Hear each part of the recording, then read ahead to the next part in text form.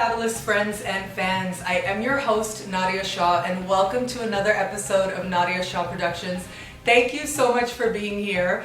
I'm always elated and excited with every episode. I love having guests who in some way have made me think or have inspired me. And today we have the author of Scorpio Rising, Anand.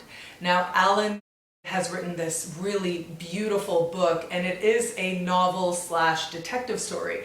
But what I really enjoyed about this is that as you're reading it, you actually learn a lot about astrology, about palmistry and numerology. And as I was going along and reading this book, I would stop and look at my hands and see if the main protagonist was talking about something in my hand. It was really very educational, but also really very entertaining. And I love the ingenuity of it. I love the novelty of it to make one of the main characters one of us, one of the new age types out there in the world and practicers of the esoteric arts.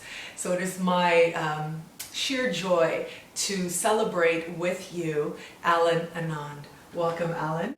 Nadiya, thank you so much for having me on your show. I really appreciate it. Oh, of course. I love having people who are doing really new and unique and interesting things out there in the world. So what inspired Scorpio Rising? Well, for many years I've been an astrologer, 30 years to date, the first 15 years of which I was a Western astrologer with a practice in Montreal, and I moved to Toronto 5 years ago. But prior to that, back in the mid-90s, I discovered Vedic Astrology and embarked on an entire study of that as well too. So I've worked both sides of the fence for 15 years each respectively. What inspired me, I think sitting in the classroom with my Vedic astrology teacher, Harton Defoe, for these past 12 years, and seeing him delineate charts and do amazing things with palmistry, Vastu, Ayurveda, numerology, etc., I posed that question to myself. What if Hart was a criminal profiler or a private investigator? My God, what could he do with the esoteric sciences at his fingertips? And so basically this novel was an answer to that question. What would happen if I had a protagonist who knew all this stuff? And the main character does use a lot with that stuff. Yeah, and I'm very happy to hear you say that you found it educational as well, because my aim first and foremost as an author or as a novelist is to entertain. I mean, I love mysteries. My whole lifetime my diet has been, arts, sciences, history, philosophy, psychology, but I've been an omnivorous reader of mysteries, thrillers, suspense, action, etc. So I've tried to work all that into this particular novel. So what was it that drew you towards the Eastern esoteric arts? Because you said that you started out in Western astrology but then moved over to Eastern, or at least your practice evolved in that direction. What was it that inspired you towards Eastern astrology? Well, like so many other things, I guess serendipity. Back in the early 90s, a girlfriend of the day, who was also an astrologer and a Western astrologer, knew that I was kind of reaching the limit of my interest, let's say, in Western astrology. I'd read everything. I had a classical education in Western astrology through the British Faculty of Astrological Studies. And I was always looking out for new stuff. I guess that's the nature of my mind, to be acquiring knowledge all the time. So she gave me this book for my birthday, James Braha's book, Ancient Hindu Astrology for the Modern Western Astrologer. So I sat down with that and recalculated my chart, and I almost threw away the book on the spot because maybe you know or don't know, in Vedic astrology we use a sidereal zodiac.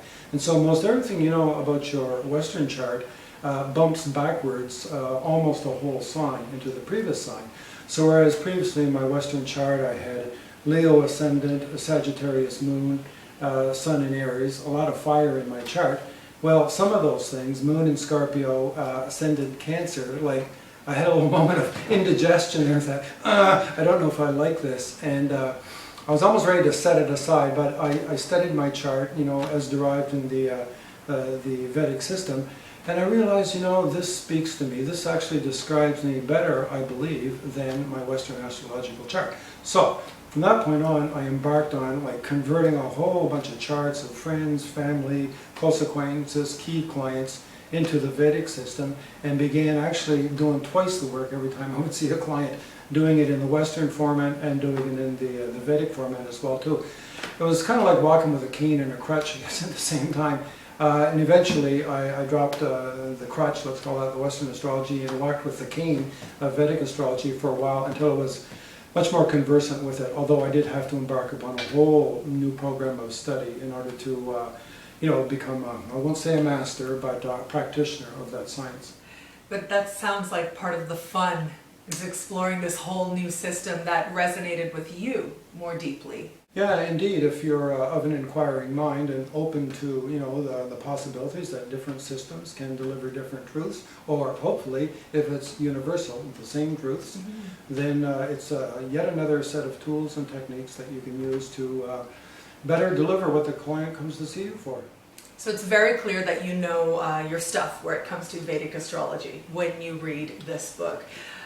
Describe some of the writing process. It must have been so much fun to just really get your astrological juices going, but at the same time to nourish that part of you that loves a good detective story. Well, the writing process is kind of complicated, but over the years I've written a lot of novels, and a lot of them have ended up in the trash can because I used to write from a kind of intuitive point of view, where I'd start with a character, a scenario, whatever, and then I just plunge in and write 100, 200 pages or whatever, and hope that there was a plot in there somewhere. Over the years, I've become a great student of the screenwriting process. And one of the things that they say in screenwriting is you shouldn't be writing word one until you have a very clear sense of where your plot is going. So I would plot things in a much more detailed fashion now, writing what they call a treatment. And then I wrote this novel in screenplay fashion first, just to get bare bones down, all the scenes, all the action, all the dialogue. And then when that was finished and I was happy that there was a really solid story and, more to the point, a good mystery here, then I, quote-unquote, novelized it, which is including the kinds of description that you read in novels about characters, about settings, inner dialogue, all this kind of stuff that you don't see in a movie, let's say.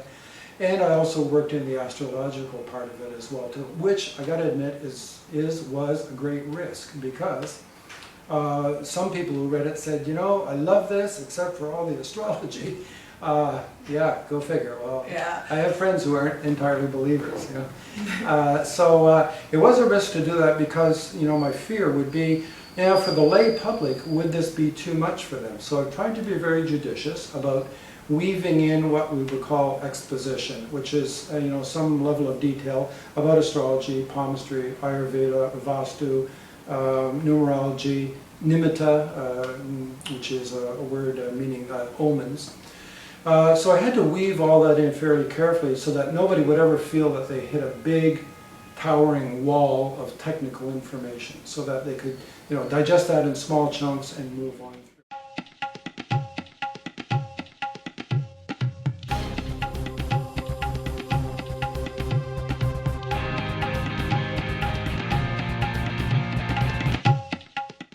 Hello, fabulous friends and fans. Welcome to my brand new online show, Nadiya Shah Productions, featuring inspiring, positive, and uplifting people, places, and events in the areas of astrology, New Age spirituality, and art.